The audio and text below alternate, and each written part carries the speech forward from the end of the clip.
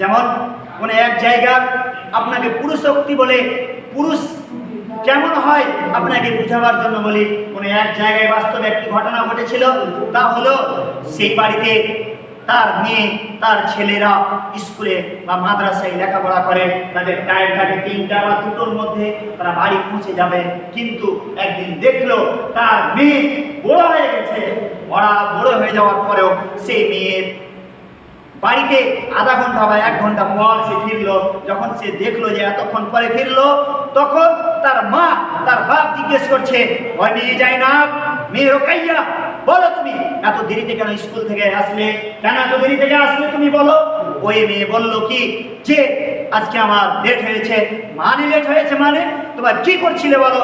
এই কথা বারবার যখন জিজ্ঞেস করা হলো, সে বলল আমার এক বান্ধবী বা আমার বন্ধুর বাড়ি গিয়ে আমার কি হয়েছে, লেট হয়েছে।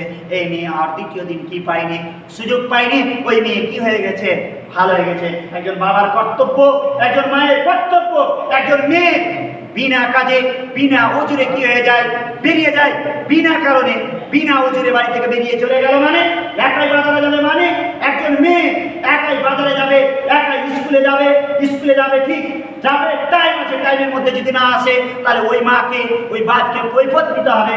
মা তুমি বলো আজকে আধা ঘন্টা বা 5 মিনিট লেটে কেন আসলে।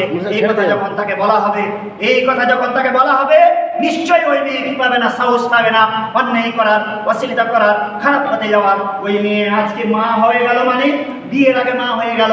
এর কারণে এই কাজটা খুলে রেখেছে কে, তার মা। এই কাজটা খুলে রেখেছে কে, তার বাপ। এই কাজটা খুলে রেখেছে কে, তার ভাই। এই কারণে সারা কি করছে, অন্যায় করছে। এই অন্যায় থেকে কি করতে হবে, ফিরতে হবে, ফিরাতে হবে।